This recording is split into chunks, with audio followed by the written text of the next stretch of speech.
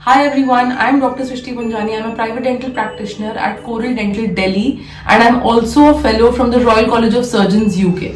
तो आज के एपिसोड में हम ये बात करेंगे कि डेंटल इम्प्लांट्स क्या होते हैं और क्या ये आपके लिए सेफ हैं। तो यदि आपका दांत काफी खराब हो गया है और अब उसका रूट कैनाल या फिलिंग से इलाज नहीं हो सकता या आपका चोट की वजह से या कोई और कारण की वजह से दांत निकालना पड़ गया है, तो ऐसे केसेस में हम डेंटल इम्प्लांट कर सकते हैं। It is a good option for replacement of missing teeth. तो सबसे पहले हम ये समझते हैं कि दांत के दो हिस्से होते हैं। दांत का पहला हिस्सा वो होता है जिसे क्राउन कहते हैं, जो मसूड़े के बाहर हमें दिखता है, और एक दांत का हिस्सा जड़ होता है जो मसूड़े की और हड्डी के अंदर होती है और हमें नहीं दिखती। जब एक दांत निकल जाता है या हमें निकालना पड़ता है तो ये जड़ के हिस्से को रिजेंबल करता हुआ डेंटल इम्प्लांट हम लगा सकते हैं, जिसपे आप फ्यूचर में क्राउन भी लगा सकते हैं। तो ये क्लोजेस्ट पॉसिबल नेचुरल टूथ को रिजेंबल करने वाला एक स्ट्रक्चर है। तो सबसे कॉमन क्वेश्चन ये होता है पेशेंट का कि क्या ये सर्जिकल प्रोसीजर सेफ है या नहीं। तो इसका आंसर इसके मटेरियल में छुपा है।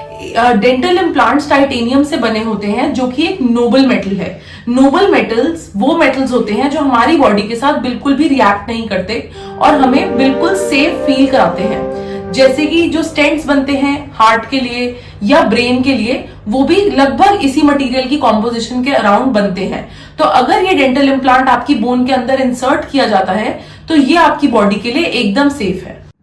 इवन दो ये मेडिकली काफी सेफ है, बट कुछ ऐसे केसेस हैं जिसमें डेंटल इम्प्लांट्स को हमें अवॉइड करना चाहिए। Uncontrolled diabetes, delayed wound healing यानी चोट का ना भर पाना, या फिर कोई रेडिएशन या कीमोथेरेपी का इलाज चल रहे होना, इससे बोन की क्वालिटी थोड़ी पुअर हो जाती है और वुंड हीलिंग कैपेसिटी भी पेशेंट्स में थोड़ी डिलेड होती है, जिसकी वजह से डेंटल इम्प्लांट आपकी बोन के साथ इंटीग्रेट ही नहीं हो पाता, जिसे ऑसियो इंटीग्रेशन कहते हैं। अगर फेलियर ऑफ ऑसियो इंटीग्रेशन होता है तो इस प्रोसीजर का आपकी बॉडी में फेल होना काफी कॉमन हो सकता है। तो जैसे कि हमने समझा, डेंटल इम्प्लांट डेंटल रूट की रिप्लेसमेंट है, इसीलिए ये काफी फिक्स्ड इलाज है और अच्छे से अगर करा जाए किसी अच्छे सर्जन के द्वारा तो काफी लंबे समय तक किसी भी प्रॉब्लम के बिना ये इलाज चलता है। तो अगर आपको डेंटल इम्प्लांट्स प्रिस्क्राइब किए गए हैं तो ये एक सिंपल चेकलिस्ट है जिसको आप ध्यान रख सकते हैं।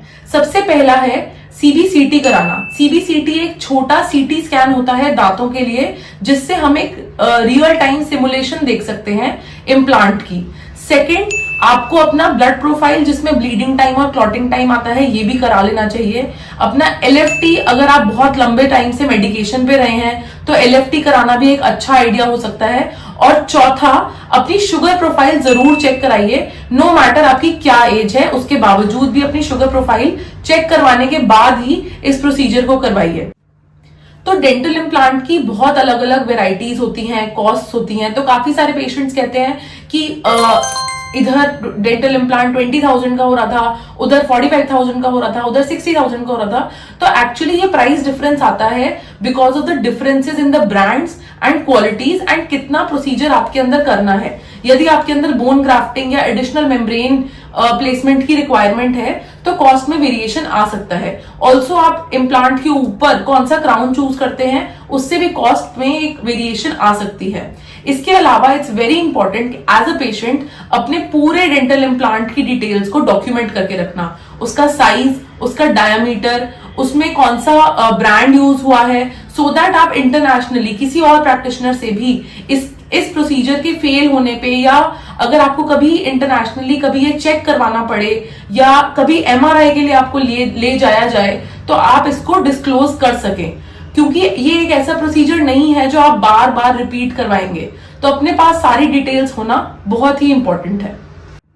So if this video solved some of your dental implant doubts, then like, share and subscribe to our channel.